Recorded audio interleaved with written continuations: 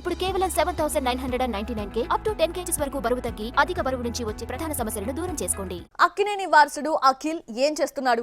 Agent disaster తర్వాత కనిపించలేదు. అప్పుడప్పుడు బయటకొచ్చి బాడీ బిల్డప్ గుబురు గడ్డంతో డిఫరెంట్ గా కనిపించాడు. ఆల్రెడీ కథ ఫైనల్ అయ్యిందని, సినిమా అనౌన్స్ చేయడమే ఆలస్యమని తెలిసింది. హిట్ కోసం ఈ కుర్రా హీరో 11వ శతాబ్దపు కథని ఎంచుకున్నాడా? Have a look.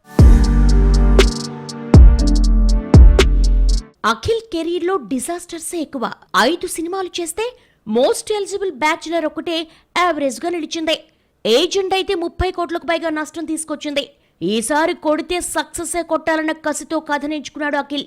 UV creations Akhil తో ధీరా అనే సినిమా ప్లాన్ చేస్తోంది. కొత్త దర్శకుడు అనిల్ కుమార్ ఇంట్రడ్యూస్ చేస్తోంది. అయితే ఈ ఫ్లాప్ హీరోపై ఏకంగా 100 కోట్ల బడ్జెట్ ఖర్చు పెట్టడం విశేషం. ధీరా లుక్ కోసం అఖిల్ ట్రాన్స్ఫర్మేషన్ అవుతున్నాడు. ఆ మధ్య గుర్తుపట్టలేనంతగా గుబురుగడ్డంతో కనిపించాడు.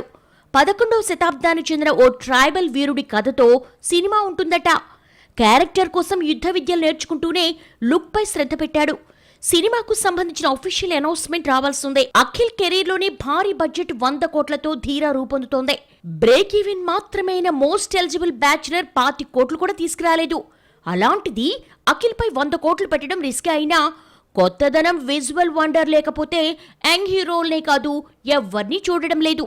దీంతో అఖిల్ ఈసారి గ్రాండ్ లెవెల్లో వస్తున్నాడు.